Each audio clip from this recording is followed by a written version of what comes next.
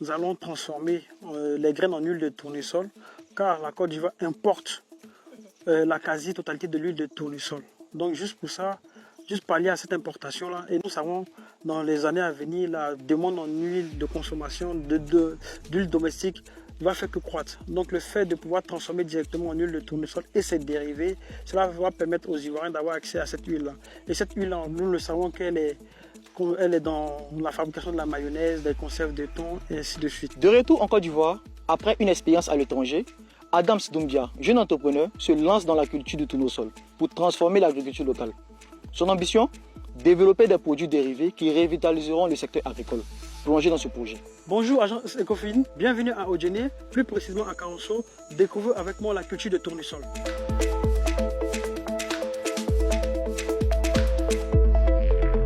À la fin des études, je voulais rentrer, mais il fallait que je trouve un endroit, une filière vraiment d'avenir pour pouvoir rentrer, surtout en Côte d'Ivoire.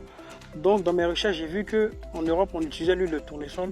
Par contre, en Afrique, je ne voyais pas assez d'huile de tournesol, c'était que l'importation. Donc dans mes recherches, j'ai vu que des Camerounais plantaient aussi le tournesol. Donc je me suis dit pourquoi pas, si on peut planter ça dans d'autres pays, donc on peut le faire en Côte d'Ivoire. Donc par la suite, j'ai décidé de rentrer et vraiment m'investir dans cette culture-là. J'ai choisi la culture du tournesol parce que c'est une culture à court cycle, c'est-à-dire 3 mois. Donc au bout de 3 mois, nous faisons tout le cycle du tournesol. Donc ce sont des cultures qui sont vraiment rentables. Maintenant, avec les retombées économiques que nous pouvons avoir sur la culture de tournesol, que ce soit la production d'huile de tournesol qui est riche en vitamines, qui est bonne pour la santé, qui est consommée partout dans le monde entier, et aussi l'apiculture. C'est-à-dire qu'on peut développer aussi l'apiculture avec le miel de tournesol. Et aussi avec les résidus qu'on appelle tourteaux de tournesol, nous arrivons à fabriquer l'aliment de bétail, de volaille, de poissons et de porcs. Donc le tournesol est une plante avec 3 grands axes de retombées économiques. On ne peut pas développer une filière vraiment solide en important des semences tout le temps. Cette importer c'est bien, mais par contre la produire localement c'est mieux. Donc ici nous produisons des semences locales, biologiques, sans herbicides sélectifs, c'est-à-dire à la main, vraiment biologiques, pour avoir une semence vraiment de qualité qui pourra encore être multipliée, encore donner des rendements, des bons rendements. Avec le tournesol, on estime le rendement entre 4 et 5 tonnes. Mais nous on cherche à aller encore plus loin. Donc avec les semences locales, nous continuons à travailler dessus pour pouvoir vous donner un meilleur rendement et une semence de qualité et une plante en bonne santé. Moi seul, je ne peux pas faire tous les tournesols dans toute la Côte d'Ivoire. Donc en partageant la connaissance, en formant d'autres personnes, ça va permettre à la filière d'avancer plus vite, de grandir plus vite. Et la formation, c'est une formation pratique. Voilà. Je ne fais pas de formation en ligne. Une formation pratique nous permet de pouvoir mieux maîtriser la culture.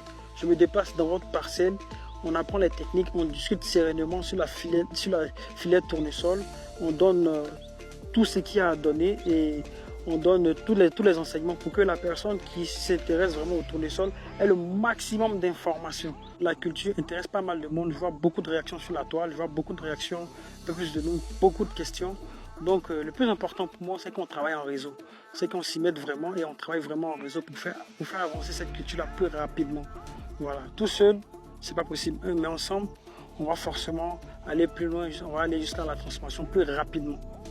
Pourquoi se former? Se former, c'est d'éviter ce type de résultats.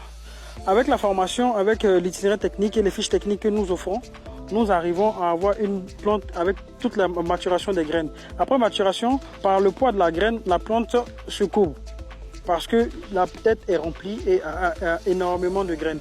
Et sans la formation, sans l'itinéraire technique, sans la fiche technique et tout ça, on s'expose à ce type de rendement. Vous voyez bien, là c'est quasi la perte de la récolte, c'est quasi la perte, s'exposer aussi à beaucoup de maladies. Donc le tournesol, c'est bien court, c'est bien rapide, mais il faut vraiment se former pour pouvoir gagner du temps, de l'argent et aussi réussir la culture. Ici, c'est pas comme en Europe. On a d'autres insectes ici, on a d'autres maladies ici, on a des nouvelles maladies aussi qu'on découvre aussi. Donc il faut trouver des solutions à ça. Donc ce sont les plus gros défis. Dieu merci, nous avons réussi à pouvoir relever, on a relevé ces défis-là. Et les autres défis, ce sont les défis d'accessibilité aux parcelles. Je remercie l'agence Ecofin pour la visibilité qu'il m'offre, pour la lumière qu'il met sur la culture de tournesol en Côte d'Ivoire. J'incite d'autres entrepreneurs à rejoindre la culture de tournesol, d'autres agriculteurs aussi à rejoindre l'agriculture de tournesol pour pouvoir la développer tous ensemble. ici comme ça. Ici, il y avait beaucoup de jeunes qui sont partis. Donc sinon, les pluies n'arrivent pas ici.